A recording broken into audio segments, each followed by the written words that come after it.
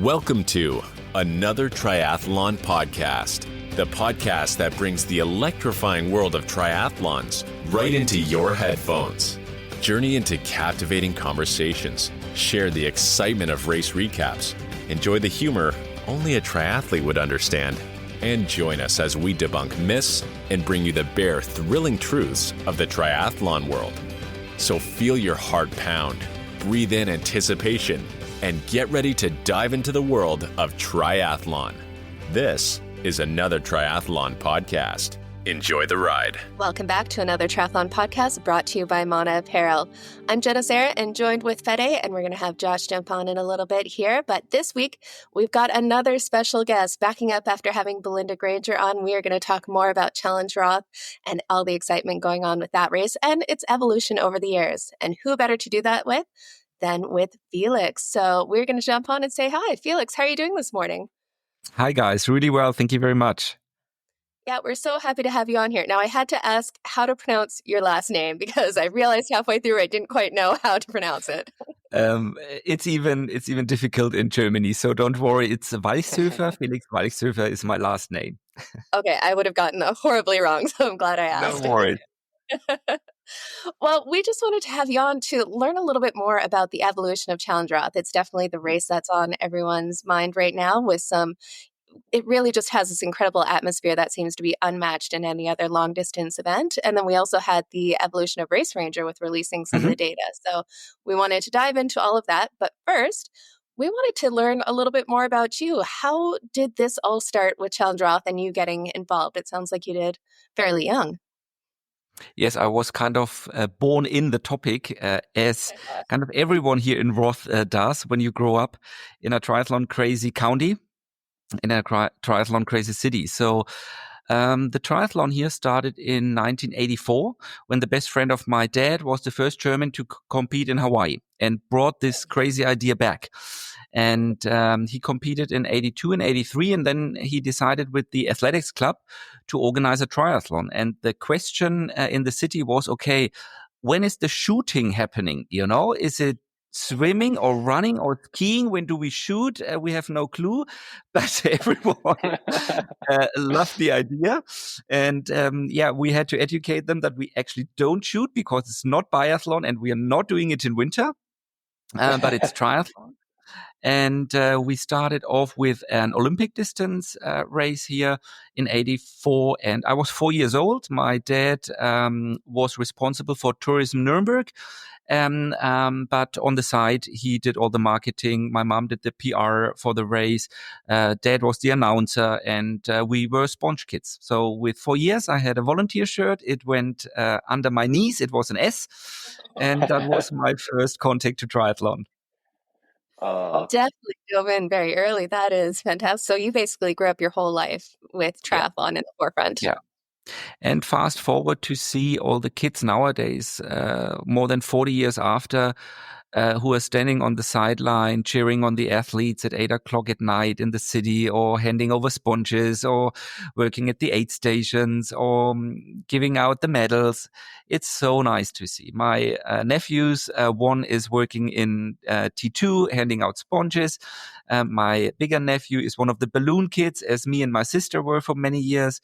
Cool. Yeah, it's really nice to see because I grew up and all the professionals were my heroes, you know. Lothar Leder was on a poster in my kids' room. Jürgen Seck was. Mark Allen. I had the swim cap of Mark Allen when he was competing in Roth. You know, I asked the swim leg director, okay, when he throws it away, can I please get that swim cap? And I had it on the door until it broke and grizzled down, you know. And to see that it's still exactly the way how I experienced it is just wonderful. Yeah. It seems to me that way that Challenge family, it's like that, like a big family, and I can sense from every single challenge event that I've done, it feels like that the volunteers get engaged and that everybody's very happy to be part of it.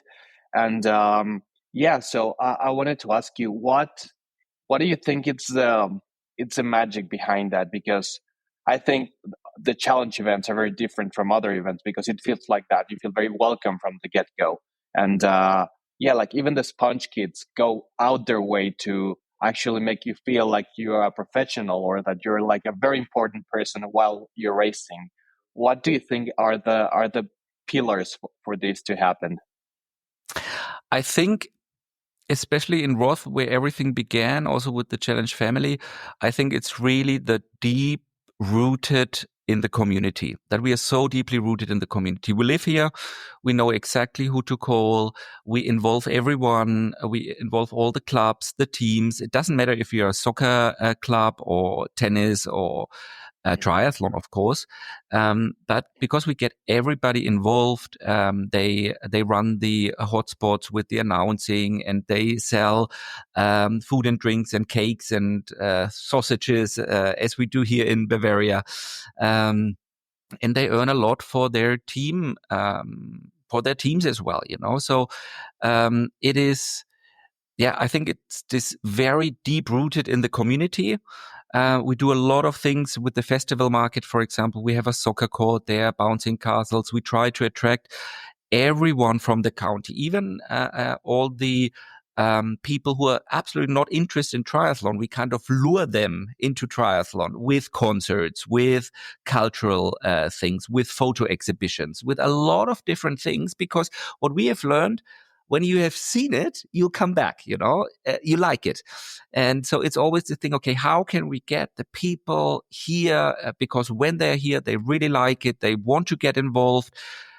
We have over 1,000 athletes and homestay families, 7,500 volunteers. To show you the dimension, we have 5,000, a bit of over 5,000 competing athletes. We have 7,500 volunteers. Berlin Marathon, biggest marathon in the world, over 90,000 competitors and 4,000 volunteers. So it is absolutely crazy, And the volunteers, they go above and beyond. It's being passed down through generations. The grandma was running kilometer 2.8 stations. She gave it to her son. The son gave it to the daughter. So it's 3 generations involved, plus all the neighbors, families, friends, etc., etc. And I think it's this roots that we have here, and the deep love of the sport, of the athletes coming, being proud that it's their event. It's not an anonymous event of a company. It's not of the Walchshöfer family. It's our event. This is our event. People from 108 nations worldwide are coming to a rural area here that is not known for tourism. But once a year, the world meets and everyone goes mad. And I think this is so attractive to the athletes, because when they come here, they feel welcome. We have banners and flags in every town, every city, even the towns that are not on the race course, but that are near where the athletes are sleeping and living during the time here, that fly the flags, home of triathlon. And it is really a home of triathlon. It is the home of triathlon, because everyone feels such a strong connection. That is very cool. And that's something that you can definitely feel when you go to races, whether the community embraces it or if they're reluctant to have it there. And as an athlete, that makes such a massive difference. But speaking of community and the engagement over there, obviously Solar Hill is iconic. We've all seen the pictures, the videos. That is something I have to experience myself very soon. But was that something that was intentionally, did you try to build an atmosphere like that, or did it happen organically? No, it happened organically. And what we have learned, whenever something is happening organically in the race, it is long lasting. If we build something up with a lot of money and it doesn't feel right, it's not gonna last, And Solar Hill has this huge plus factor, I would say, that it is under a K away from the swim start. So everyone can walk to Solar Hill from the swim start. Everyone can leave their cars and whatever else. They jump on bikes or just walk over. And it's right downtown Hilpoltstein. And the city of Hilpoltstein has this amazing tradition since 40 years. When you are elected mayor, you are elected announcer of Solar Hill. So that comes, And this is awesome, And of course, our mayors that we have in Hilpoltstein, they are not announcers at all, But They love it. They absolutely love it. It's an honor to them. We have, of course, professional announcers there as well. But yeah, it's those traditions that, evolved over time. Yeah, definitely. I every time I watch the live stream, like there's only a couple of races that I wake up in the middle of the night to watch, and Roth is one of them. Because when I first started doing triathlon, my best friend from childhood, he's German, from a town called Bochum, and he always gives me a hard time. Like, yes, okay, you've done Hawaii, I don't care, but have you done Roth? I'm only gonna consider you a triathlete until you've done Roth, and I'm like, Johannes, okay, one day, and. And I can see, because every time he sends me the news, and it's always a big deal in German television, and it transcends sport. Like the way I see Roth, it's an event that, it, like you said, it transcends our community, and we're always like, yes, the triathlon community, blah blah blah, but it's important that other sports know about Roth and know about this event, because there's nothing like it.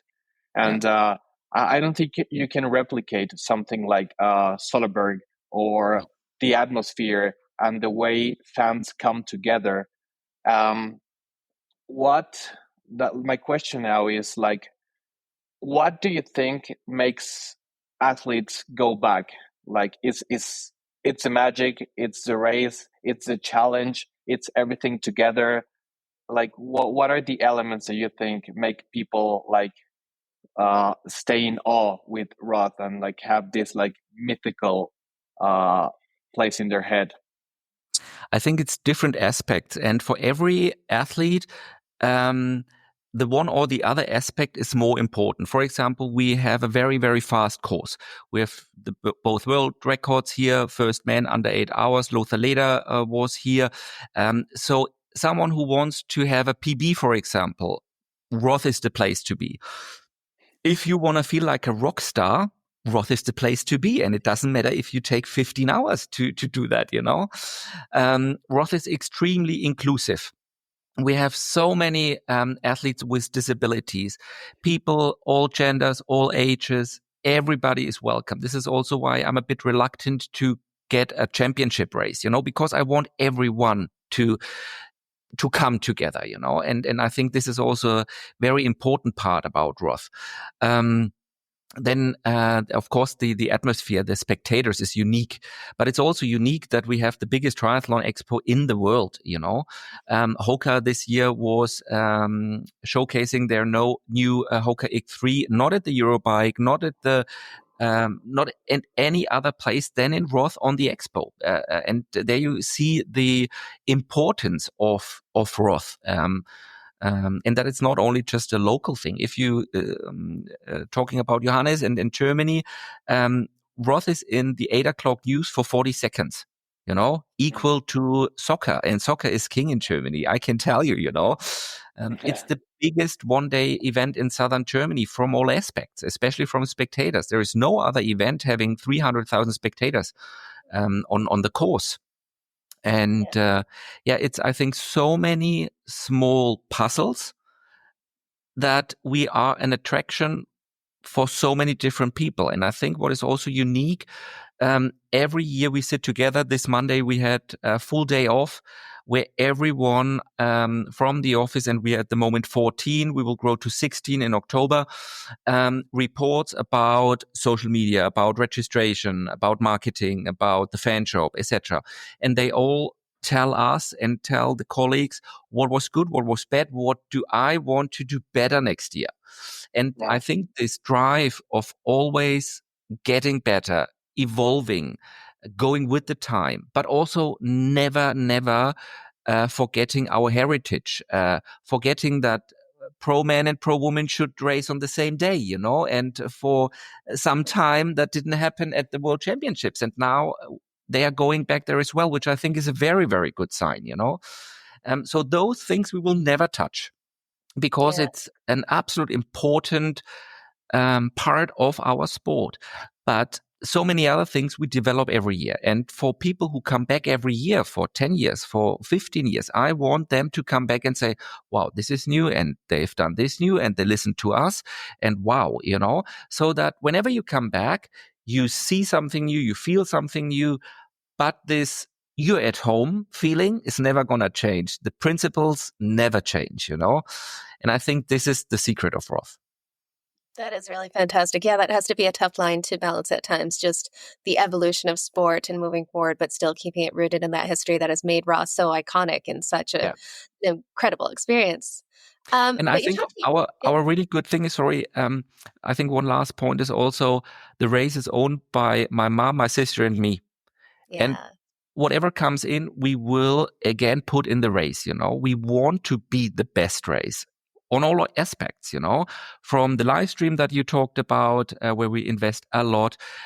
This year we had 65 doping control, anti-doping tests, not only for pro athletes, but also for age group athletes. That's a completely new thing. We were one of the first races to introduce Race Ranger. And I think those are the things where athletes, spectators, families can really see, okay, they do something, and until the detail. We have our own kindergarten here on the festival ground. So everyone who's coming with kids can park the kids in the kindergarten and then can enjoy themselves for the whole day. Then they come back, pick up the kids so that the kids can run in with their dad, so everyone is happy. Wow. So we think really into the details. And we love details. I have to say we love details. Do we need a laser show with everything that costs us 50,000? Hell no. Does triathlon need a laser show? No. But is it really cool because it's the last moment that everyone is together? Hell yes. I love it. And that mindset really embodies triathlon in itself, because triathlon has always been this sport that is constantly evolving. We have fewer restrictions so that people can develop new bike technology, develop new wetsuits. Like, it has always been that sport where it's like, okay, let's see how we can go as fast as possible, make this cool experience. And it sounds like Challenge Roth has that same mindset. And one part you talked about that made the news before we'll go into the Race Ranger stuff is that you are doing a lot more anti-doping within the age group field, as well as the professionals, which we were definitely happy to see. And where I think some people are questioning, is that good or bad for the sport? We think it's an absolutely great thing, because we all want to challenge ourselves and see that there's a fair sport going in there. What was kind of the impetus for that? What made you decide to pursue that? Different things. So first of all, we are working together with National Anti-Doping Association since we founded Challenge in 2002. So every year there were tests. We are working with them very, very closely. Last year, there were a lot of discussions around doping. And there was also a really interesting report in German TV that we found was a bit misleading, actually, because they asked athletes, did you buy substances in pharmacies?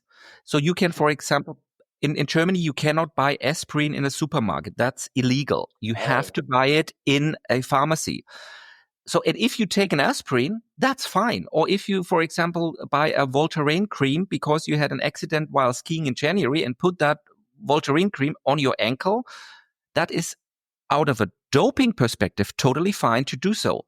But what that institute did was to ask, did you buy something in a pharmacy? And everything that was bought in a pharmacy was considered doping, which is not under the NADA code, And that was misleading. And then they had this headline that 20% of the triathletes are doped.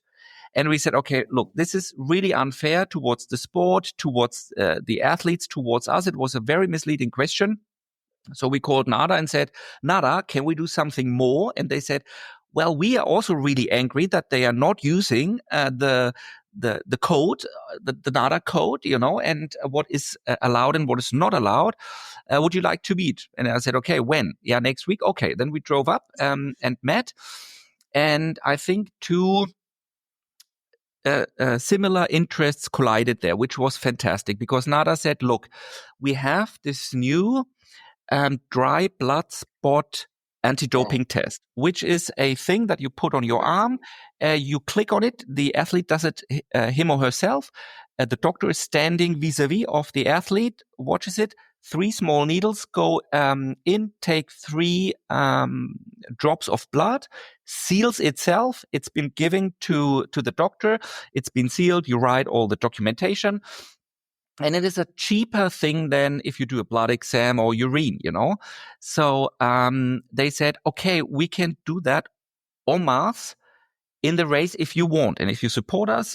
And we said, okay, open doors here, And then it was decided that we heavily increase into the age group testing, but also increase in the pro athlete racing, because every year in Roth there are more and more pro athletes racing. And so your question was, is this good or bad for the sport? I say it's very, very good for the sport. Yeah. Is it good because it's still at NADA, it's still in the labs and we are waiting for the results? Is it good or bad if we have a positive probe coming back? It's good. It is good because it shows that it works. Is it good if everything comes back clean? It's also good. So I think anti-doping is very, very crucial, is super great that NADA has invested so much. Also on a personal level, the CEO of NADA was speaking to the media on Saturday. Media could ask all the questions. They had an information booth on the expo. Every athlete could go, could talk to them, could say, hey, what should I do? What should I not do? There's a lot of things going on at the moment where you get recreational IVs. Hey, that's actually on the list, guys, Yeah. Don't just take it because you like it, if you need it and the doctor signs it off, total different thing, But so we are going into education things with the NADA, and this is all a very, very good development. Absolutely. And in a sport where sometimes age groupers are surprised to find out they can't wear headphones on during races, they don't know that something like recreational IVs is not allowed under that code either. Yeah, we always say we have seen everything. I tell you, every year we learn something new. For example, this year we learned from a competing athlete that had pneumonia that a start of the race with pneumonia might not be the best idea. It was kind of okay during the swim, which I'm actually surprised that it wasn't so much of a problem. But then on the bike, it was getting serious. So we took her off the bike, brought her to hospital. She stayed in hospital until Thursday after the event. She couldn't fly internationally because flying is not allowed if you had pneumonia and the lung had a problem. She made the best out of it. She went to Tour de France. So that was always a big treat. So making the best out of a bad situation, and nothing seriously happened. But yeah, every year we learn something new.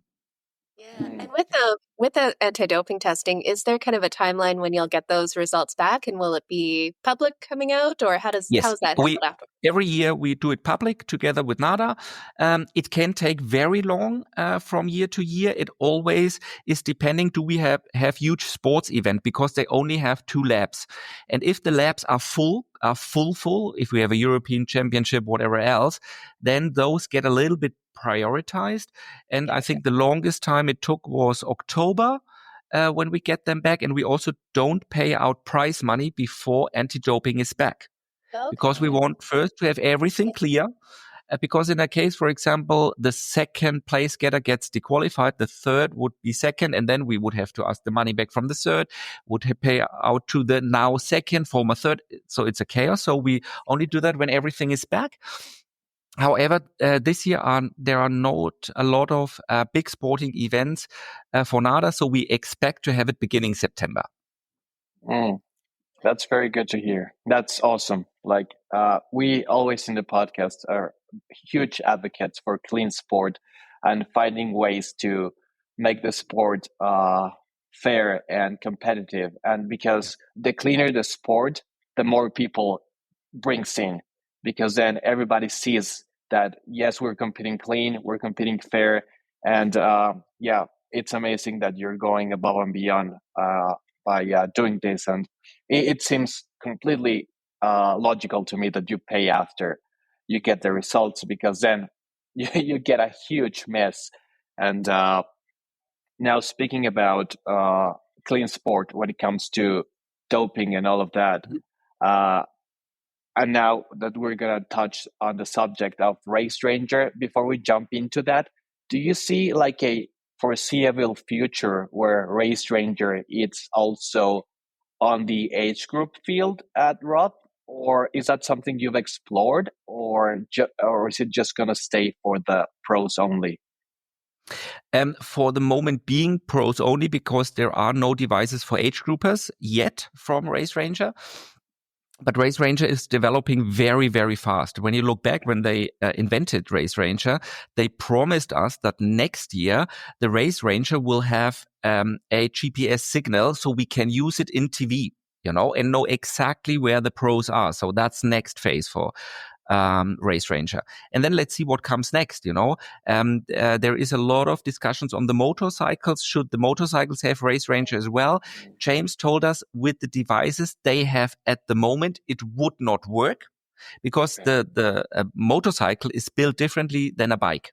So you can't put it on the front and on the back. It wouldn't work. The signal wouldn't go through.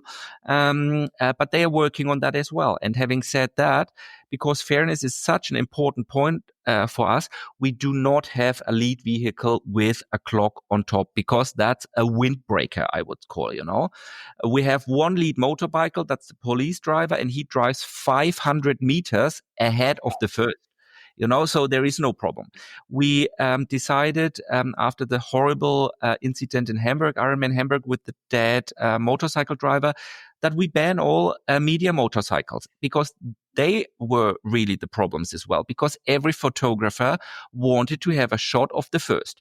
So there was a huge queue always, and there were always motorcycles next to the first one, So we put, I think it was 40 motorcycles, of course, said, okay, you can drive from outside, you can stop at the points, do a photo, jump on the motorcycle, you're taking back routes to the next photo spot. So we have actually 3 camera motorcycles for the men, 3 for the women, because we want to treat equal. We want to have the same time, air time for men and women. And then we have the referees, and that's it. And there are 2 extra motorcycles. That's me and my sister, because we go out and thank everyone at the aid station, at the hotspots. And I mean, you can see it very clearly also on the stream. The motorcycle drivers are driving behind or next to it on streets where it's wide enough, or the long lens cameras 50 meters to the front or whatever else, So I think this is all handleable, and it's not a big issue in Roth. It's a big issue in other events where the motorcycle driver is driving in front of the athlete, which is stupid. But having said that, coming back to Race Ranger, if they develop that device, we are very interested. And if they are developing a device for age groupers as well, we'll definitely look into that as well. That's fantastic. Yeah, and that's what it seems to be what Challenge does, is just you're dynamic, you're fast changing. When things like that happen, you adjust how you run your race. It's not years of let's talk about it and see if maybe we'll make some changes. It's okay, this is a problem, let's fix it, let's keep moving forward. Yeah, this is the good thing if it's a family-owned business. If I'm getting a question, I'm accountable. I have to answer that question. I can't phone everyone, anyone above me, And that's a good thing, because we can do very quick decisions. And the Race Racer decision came up to us on Friday before the event when we did the briefing of the pro athletes. And Sam Laidlaw asked that question, and I played it back to the athletes and said, okay, if there are no valid reasons not to do it, I'm open, so let's do a vote. Is there anybody who's against it? No hand was raised, applause was raised, and then we decided to do it. And I was very surprised on the question, actually. I hated Sam a little bit because he could have at least told me 2 minutes beforehand, so I could have thought a little bit about it. But I love Sam. I absolutely love Sam. He has such a big heart. He speaks what he thinks, super reliable, and a huge advocate for a clean and a safe and fair sport. And that's funny, just that timing of it, that in the moment, the days before the race, making such a big announcement, really, because this hasn't been done before. Race Ranger, they have all the data from the different races that have been done, but no one's ever released it before. So that in the moment, you were just like, Hey, that's valid. Let's ask the question to the audience. And Yeah. especially in that format where everyone's sitting there, of course, you don't want to be the pro athlete who's putting up their hand and saying, no, I don't want to put it out there. So let's do it. However, I have to say, if there would have been a valid point against it, then we should have also thought about it. But until now, I don't actually see a valid point. And the good reaction was also none of the pro athletes also approached us under fair eyes afterwards, or called me, or called Belinda or Andrea, who is responsible for rules and regulations in the race, to say, hey, I was afraid to speak up, but I really don't feel well with this decision. It didn't happen. And I also pre-informed all the pros 2 days before the announcement, so that they would know it before we even invited the media for the presentation of the data. And it also, because a lot of people said, it's going to be a witch hunt. No, I don't want it to be a witch hunt. I think it's an educational process. It's the first time that it's being opened. I think people will look differently on it now. Everyone knows now from now on in Roth, the data will always be published. It's not a one-off, because what I hate is, let's do a marketing coup, let's do a one-off thing, and then next year we forget about it. No, if we do something, then it's reliable, it's long-lasting, and it must make sense. And I think it's an educational process. And we also saw, when we compared the data, James showed us the data from last year in comparison to this year, it already was better, because the people had the awareness, hey, it's going to be published, and I'll take a little bit of extra care. Yeah. And with everyone knowing that it was going to be published and put out there, were you surprised by any of the results or the data that came back? I was very grateful and thankful to see that, especially the first men and women had 0.00000. So completely legit race. No one was arguing it. No one could say, but I think he or she drafted. No. Look at the data. End of the story. And that's also the feedback that we got from our first men and women, where they said, hey, it's actually really cool, because I don't have to prove myself. The data shows. And it's awesome. That's also really, really good. They can also show that to their sponsors, etc., etc. So it's a very good asset. At the back end of the field, I have to say I was a bit surprised, yes. The good thing about the data was you could really look deep inside, how many yo-yos, etc., etc. But I think, as I said before, it's an educational process. I don't think, if the athlete is racing again, that it's going to happen again.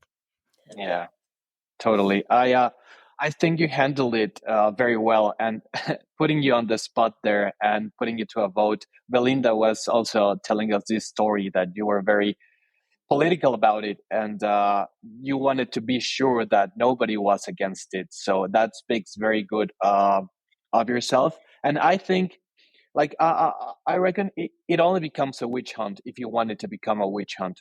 Like Absolutely. The way I see it, the way I see it is, if you have the data and you publish it, it only elevates the sport. It only makes everything clear, and the clearer the path, the better it is for everyone.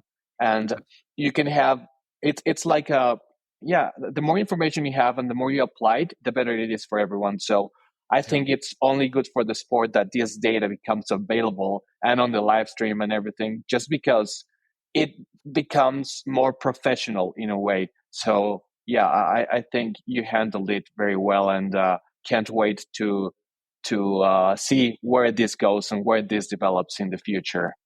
Absolutely. And, I have two main principles for this race. It has to be safe. That's number one. And number two is it has to be fair. And everything else comes after those 2 points. And Race Ranger and also the publication of the data plays definitely on the fairness point, big time. And that is good. That's fantastic. And that definitely gives the race the reputation it has from the athlete, the pro athlete and the age group athlete participating, that it's athlete first. Everything else is, added to it. But right now, we've seen a lot of evolution in triathlon over the last little while with the start of the PTO. We've got the Ironman series and Super Tri and everything else going on for the pros racing right now. where do you see kind of Challenge Roth and the Challenge family events within this changing landscape? I think Roth will always be there, and Roth will never change the principles. And one of my principles is I want the best in Roth racing, point. And thank God I have Belinda on my side to assist me on that. But Roth is now, right after Kona, the second most important race in the world. And it has the eyeballs, it has the big sponsors, it has the big preems for pro athletes racing here and not at other races, the air times, etc., etc. So it makes so much sense to race Roth. And then Roth doesn't need to be in the PTO series or in the Ironman Pro series because it survives on its own, you know. And this is the thing what I said before. We are always looking long term. We can't do that with money. We couldn't do it in the past as well, you know, but we are very credible. We are reliable. And the athletes love that. And this is why I think Roth will always be on top of the game, having a very, very good pro race, men and women, of course. And yeah, we also keep investing in that. It's very, very important. We have doubled the prize money this year. We are now in the platinum status of PTO. So we are also collaborating with all the different players, you know, family, of course. We help out races with the slots to get them going. We work with PTO on different things this year. Jesse Dubé, one of the owners of Ironman, and Scotty Ree were in Roth, which I found an amazing sign. I was very grateful. Because it's always better to talk with each other and get to know each other than talk about each other, you know. And it was a great sign that PTO was here, family was here, Ironman was here, everyone in Roth loved it. Yeah, we haven't seen that kind of collaboration between the different race series in the past, right? Everyone's been very isolated and, like you said, talking about each other instead of to each other. So that's definitely a good sign for the sport that there is some collaboration. And I think a lot of it is them wanting to learn from Roth because it does have such an iconic history and just reputation within the sport. And I think you're the only race selling out in minutes instead of months. I am. True. Yeah, Heartbreaking. This year, every year. Trying to get slots. No slot. Trying. Yeah, it's crazy. It's also crazy for me to see when the laser show is over. I thank the team. We had a beer and went to the bouncing castle, and then we walk back to the place, and we see the line that is already there, hundreds and hundreds of meters and hundreds of athletes that start queuing at 3:00 in the afternoon to get a slot next morning at 10:00, and then the line goes all the way down in the city, and more than half of the people we actually couldn't give a slot, and they queued for hours. It's heartbreaking. It's absolutely heartbreaking. And then on Monday after the event, there were 20,000 people on the server trying to get a slot, and it's crazy. It's really crazy, and I'm very thankful for it. But I also feel with everyone who's missing out, and maybe even missing out for years. Mm-hmm. And how quickly did it sell out this year on the online registrations? Out of curiosity. The German, because we split the contingent, because we want 50% slots for foreigners, because we don't want to be a German event. Because that brings the sold, we say, you know, and that's also here in the community. They want all corners of the world coming, you know. And so the German contingent was sold out after 18 seconds. And I think the really was even faster. Plus the international, I think it was 22 seconds. It was insane. Oh my God, that's insane. Mecca is actually using the same server cluster than for the marathon in Berlin, because the pressure per slot is actually the same. Wow. That is unreal. That's something you don't see in any other triathlons. I'm curious. Is there do you have per year how fast it has sellout, and you have this year is our benchmark. We need 44 seconds. That's a goal. It is actually every year it's getting faster. We have the records from the last years, and every year it's faster, and every year it's more people on the server, because that's also an important sign for us. Are there 2,000 people trying to get 2,000 slots, or are there 4,000 people, or are there 20,000 people? So because it shows us the interest. And that's one thing that we observe. But also, for example, when you look on our YouTube channel, the stream from 2024 compared to the stream 2025, we have now, and the stream is only up for 3 weeks now, already 120,000 more on the 2025 stream, despite the 2024 stream has been on YouTube for a year and everyone was training on it, in the winter. So it's interesting. So it's all going up dramatically. The interest is going up. The sponsor interest is going up. In former years, I can't tell you how many sponsors I had to ring and they said, no, not really. And now everyone wants to be a partner, and that's also one thing. We're very, very loyal to our partners that work with us for a lot of times. We have 2 partners that sponsor us since '84. They don't give us any money, but Frankenbrunn gives us the water, and Veolia is the local waste company that takes care that the county is completely clean after one day again, and we have enough what we need, And I'm very grateful for those partnerships.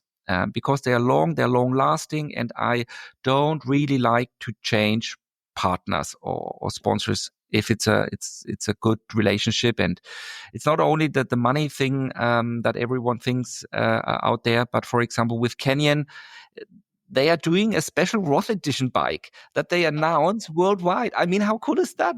We have one in the office. We have number 1 in the office. And that's for me, more than if they increase the check, It's cool. It's really cool. It's called Laser Show. It has the graphic of the Laser Show on it. And this is when I say, okay, I love the collaboration. I love the partnership. Same with Hoka. It's very cool. I mean, Hoka was bringing a hot air balloon that was stationary on the expo, and you can go up and down, It was awesome. That's incredible. And if you're watching on YouTube here, you've just seen that Josh has joined us on the call. Josh, good to have you along. Glad to finally be here. I was busy chatting triathlon myself in another meeting, so I couldn't get out of that one, but happy to be here. And I think that partnership thing, that one of the things that impressed me a lot this year and in the past few years is the amount of international brands that you're getting there too. And it's US and European brands. It's not just the German brands. So that's amazing. It's even Win from Australia. They were here the first time, It was their first time that they went to Europe, and they showcased their products here, and I loved it. It's really, I want all the companies here. We don't have exclusivities on the expo because I want to have this broad spectrum. So people who are even not racing, they come here because of the expo. They want to see it. It's free of charge, free admission. It's really cool to come. We also kind of recruit a lot of spectators out of athletes coming that are not racing, but that they just want to see the full package. They want to go to the expo. They want to see the race. Maybe they want to volunteer, or they want to queue on Monday to get a slot. And it's very, very cool. And expo is a very big part of it. Yeah, you're going to have a queue for the expo soon now too? We actually had a waiting list for the expo as well. We killed part of our parking lot to have expo on it as well this year. And still we had a waiting list for expo, waiting list for athletes, waiting list for volunteers. It's crazy.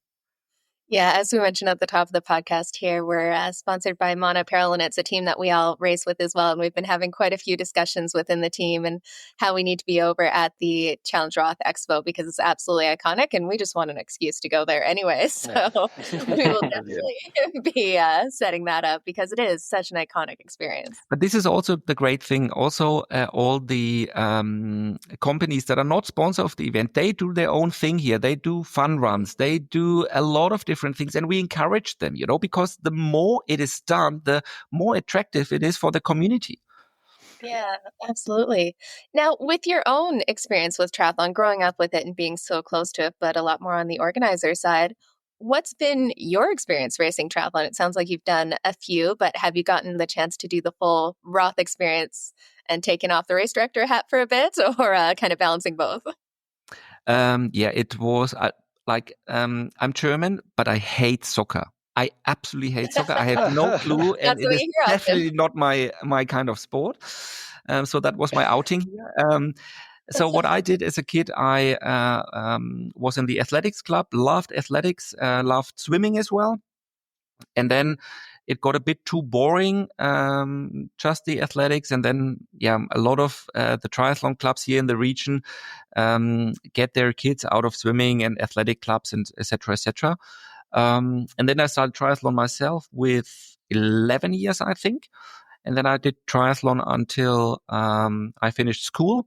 And then I had the military service for a year, and then I went to uni. So, I was running a bit, but I didn't really do it anymore. And then in 2000, don't let me get something wrong, 2007, my dad died. He was seriously ill, had a very seldom lung disease. We had a double-side lung transplantation in 2005. That was when I had to hang up my studies because my mom couldn't have done it alone. So I went to a private university, studied Friday afternoon and evening, Saturday and Sunday, and worked Monday to Friday midday for 2 years. And when Dad was lying on his deathbed, he was very clear until the end. And that was actually cool because he said, "Hey, I want to speak to every one of you." And he said, "Is there anything you want to tell me? I want that when we, when I die, that there is nothing that hasn't been spoken about, And that was very, very cool. And I said, "No, Dad, actually, you know everything. And thank you so much." And I said, "Is there anything that you expect from me or want me to do?" And he said, "Well, 2 things. Take care of Mom and your sister, and take care of the company. And also do a full distance triathlon because you've never done one. And for your credibility, it would be really good." And so he died in October. And I didn't do anything at that time because I took care for the company. I took care for family, Dad. I didn't do anything. And then I rang my good friend Susa, my trainer, and said, "Susa, I'll be racing Challenge Wanaka." That was a full distance back then in January. And she said, "Okay, you're completely crazy." And I said, "Yes, I'm doing it with you or without you. Without you, it's way more dangerous." And she said, "Okay, you're blackmailing me and I hate you for that. But come by, we're sitting together." And then I trained here in the snow, and it was terrible to train here in winter. And then I flew over, I think, 4 weeks ahead and stayed with the race director there, Victoria Mariot, who is one of my best friends and who is working for family now as well. And I think on Christmas, I told it to my mom and to my sister because Susa, my trainer, blackmailed me, said, "If you don't tell it to your mom and sister, they are going to kill me. So tell it." And then I think 3 days before the event, I actually told Victoria that I need a bib number. And she thought I was insane as well. And then I raced Wanaka that year. And it was really good for myself, for Mom, and for my sister because we were in deep grief of my dad, but it was kind of a new start, I fulfilled the wish of Dad, but it was also kind of okay. And now let's move on, Dad would have never wanted that we're in grief for the rest of our lives. So let's move ahead. And then the year after, I went down to Wanaka again with a good friend and we raced together. And then in 2014, I called Susa again and said, "Hey, I have this wonderful idea. I'm going to race Roth." And she said, "Okay, you're completely crazy again. How is that going to work? You will work until Saturday night and then you switch to an athlete." "Yeah, that's actually my plan." Yeah. And she said, "So tapering and Susa, sorry, will not happen. And I will do stupid stuff if you don't train me." And then she said, "Okay, I'll train you."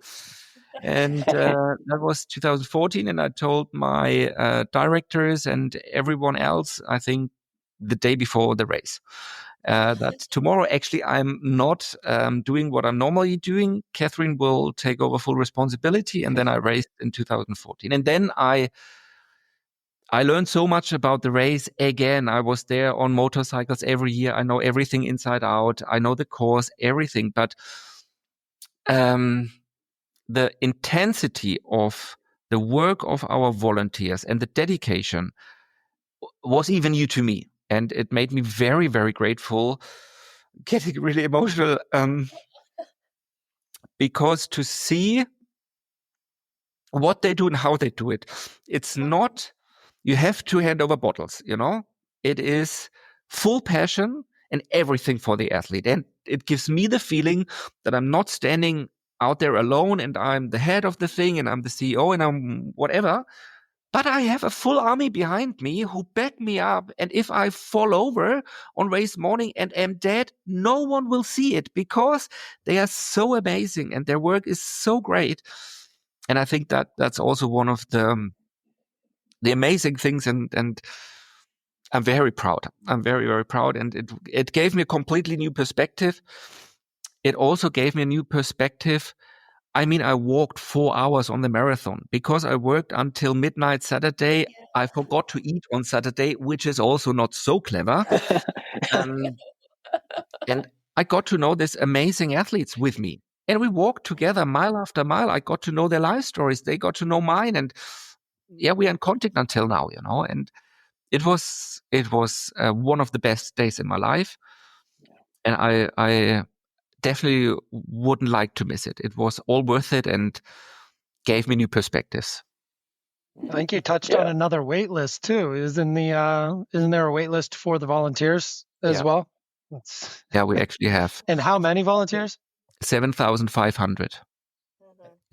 Yeah. And that's a feeling that you bring to thousands of athletes every year. So it's cool that you got to experience it from that perspective too, because there is something truly special when you feel that kind of support in an event, when you're trying to chase your own goals or do something that feels crazy. And I think it's also the driving force here for me personally, but for everyone in the office.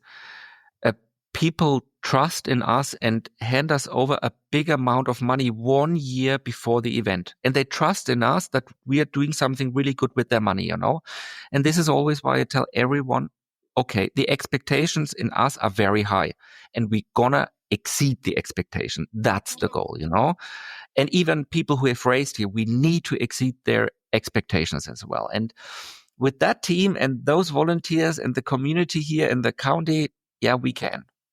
Yeah. Totally. So I used to coach for Chris McCormick's team for a while, and we definitely did a number of challenge races as team events there, going around to like Challenge Penticton, Challenge Atlantic City and stuff. And what do you think? It doesn't seem like Challenge has really taken hold in North America so much as it has in Europe, and obviously Challenge Roth. Do you have any insight to maybe why that is, or why they haven't been successful in expanding there? I think the North American market is a bit different to the European market. Having said that, I'm very proud today. I had a look into our participant list. Participating nation number 2 after Germany is the United States next year. And that is massive. And Canada is in the top 5. So it's amazing to see the interest of North American athletes into Roth. And I think a lot changed. And maybe it was a bit too early. Penticton was a bit of a problem. I was over there myself, and I think Penticton had exactly the same possibility than Roth. I talked with the city and I said, take it over, do it yourself. You have such an amazing community here. This is like at home. You can absolutely see it. I think the problem is that back then they were a bit burned by Ironman, and they said, okay, we want to do it everything from the city. And I said, look, the idea is good, but you need a professional organizer here, because you can't just, this person does this a little bit and this person does this a little bit. Someone has to have the head. Someone has to have the responsibility. Otherwise, it's not going to work. And they didn't like this idea. And that was really, really sad. And maybe it was a bit too early. Now in Canada, we have a new long distance event coming next year, and we're supporting the race with 200 slots as well, because I want that it works. The community there, the mayor, everyone. There were so many racing in Roth this year, and they are taking home this idea. The organizer was here with his main staff, so they were here to take all that home. And I do think it's the right place in Quebec City to do it, and the city is even bigger than here. They have an international airport. So many things are easier than here on rural Roth, and that's a good thing. And it might take some time, but as I said before, Roth took also time, but it's always better if it takes time, if it's done the right way, if it's long lasting, and then it's going to be working for the athletes, for the community, and for everyone involved. Yeah, and that's something I'm up here in Canada. So that's been a race that I've been looking at on and off here to see if I need to make a trip over to Quebec, because it's definitely, like you said, the other challenge events I've done have been a really cool atmosphere and stuff. It'd be cool to see it over in Quebec and just be able to, experience that race, because Canada is kind of lacking in the long distance events here. So it's nice to see some more coming to Canada. Yeah. So very welcoming community there. I really liked it. I was over there for the media conference, and I only had 2 days because it was shortly before Roth, and I couldn't take free time for longer. But the team there and everyone I met, it was amazing. It was really amazing, and I really trusted them. And I trust in Dominique. He was the race director of Mont Tremblant. He was the race director of the championship there, 70.3. He knows what he does. He has a good team. He's very, very eager to learn. He calls me every month. What do you think? How should I do it? Can you help me? Yes, I can, Dominic, because I want that it succeeds. I want that it is a prestige event in the years to come. Yeah, totally. So first of all, thank you for sharing that story with us. I think it really resonates with all of us. And to me, it seems that you're the type of leader that leads with the example. So like getting out there, race. And I think that's why we love the sport. I think stories like that are what makes us go back every single time. And that every bib number, it's just not a number. Like every bib number has a story. Every bib number has its own challenges and trials and tribulations, and some might be racing for the win, and some might be racing to transcend a deep pain or to connect with someone that's not here. And I think that's why we love the sport so much. And I think the sense of community, it's the key part of success in triathlon, and I think that's why challenge events are unique in every single place. Like for instance, I've raced Challenge Wanaka a couple of times, and I go back every single time because I just love the community. They take me as one of their own, and I just love being there, and they love the sport. They bring the community together, and I think that's what Roth does, but like in a larger, bigger worldwide scale. And question is, for first timers racing Roth, if you were to give them a checklist, how to maximize their experience, or what to look for, what they need to know, like where do they need to fly, if it's better to rent an RV or a car, where should they stay, like what are the best things to make their experience more pleasant? Asking for a friend. Asking for a friend. I think the most important thing for Roth is come early. And not only the internationals. I say exactly the same thing for the Germans. Indulge in the whole thing. Come here, feel it, because you can see it on TV. You can see it on YouTube. You can speak to people. It's all nice and everyone will tell you the same. But you cannot know what Roth is if you haven't felt it. You have to feel it, not to see it, but to feel it. And it is such a different thing when you're here. And even in the weeks and days before, our Australian travel group, they arrive here 10 days before. It's so cool to see them when we are still building up, and it's huge chaos out there. It's awesome. They love it, and take your time, come in early. And then we have a lot of different things. We have a homestay program. We have the huge camping sites. We have glamping out on the Roth Lake, We have hotels. We have the whole travel tours where you can stay in Nuremberg or Schwabach or here, where everything is taken care of for you. It is just like how you want. We have enough possibilities. And then I would say really dive into the whole week. Bring your family. We have enough attractions for the family members, for everybody. As I said before, we have rock concerts on Market Square organized by the city for the triathletes as the welcome party, We have cultural exhibitions. Last year, we had our own museum about 40 years in Roth, triathlon in Roth, with bikes from 1984 and stuff like that. So there's so many things to discover. We have the expo, we have the fun runs, we have the kids triathlons, we have the company try a triathlon. It is so many things to do. Enjoy the beer garden, enjoy the food. We don't only have beer and sausages, we actually have some triathlete food as well here. And yeah, just enjoy it. Come early, take your time, and don't see it as another event. Go there, wreck the bike, do the race, and then because you would miss so much. And also take the time to come back or stay here. We have shower facilities for everybody. We have 200 physios here. Wow. We are equipped for everything. We have our own hospital here at the place because our county is equipped with a hospital for 120,000 citizens, and we bring in 300,000. So actually, by law, we have to have our own hospital. 64 beds, 4 intensive care units, 2 operation beds, a truck with blood, with everything. The only things we cannot do is X-ray and MRT. Everything else can be actually done here. So we're equipped for everything, and hang around, wait until the laser show, celebrate with everybody, and it's just this huge community thing coming together. Even athletes that are traveling on their own, we have single tables. If you want to mingle, we have single tables. In English, there are beach flags. So as I said before, we think in every detail, and you will be surprised what you find in Roth. And I think that's the thing that I encourage everyone: go on the voyage, come here, and we'll definitely surprise you. And what happens at the post-race party stays at the post-race party? Still the case. Belinda Granger is a big favorite at that party.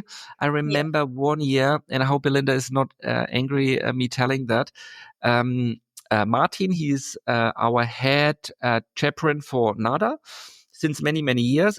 But he also had a band, and the band was playing at the after show party. So after the volunteers party, we go downtown and we rent the so-called Kulturfabrik. It's a cultural institution that we rent out, have a bar in there and dance floors and stuff. And they were playing. And Belinda was maybe a little bit drunk because she was lying on the bar with me getting mouth shots. And then Martin's father was coming because he wanted to see his son. Yeah. She knew the father, but she got a bit surprised. Why is he coming with an entourage? Why is he coming with the police forces? Why is there a limousine standing outside? Yeah, well, Belinda, it's the Minister of Justice. So, and in that moment when he came in, Belinda was taking off the shirts of the pro man that raced, and this is when the Minister of Justice appeared to see his son playing. And yeah, that's after show party. No, many good stories, hanging out. Our volunteers come with, the sponsors come with, expo participants go down there, the pros all come, and it's just a really nice night where we say, hey, thank God everything went well, it was a great year, thanks for everybody. And yeah, it's a good party. Well, I think Belinda wouldn't mind telling that story at all. We asked her if she could do a triathlon and add a 4th discipline that would give her the edge. And she said the after party. Give her the after party, and then she would win every race. To have Belinda there is very helpful. When we had the after party still here, it was way too loud. It was way too long, and the police was coming to close it down. And then Belinda talked into the police officers to give us an extra hour. And you know what? They gave us an extra hour. So Belinda on site is always a good thing. Priceless. Well, thank you so much, Felix. We've definitely taken up a lot of your time here, and we so No appreciate worries. you coming on because, yeah, we've all been watching this race from the outside, and it's absolutely iconic. So it's fun to learn a little bit more about it and just everything that goes into making it the experience that it is. But we will be following along. We look forward to, seeing who's racing there next year and the rest of the Challenge Series as well. Wonderful. Thank you very much, guys. Thanks for taking time. It was a really nice podcast. Thank you.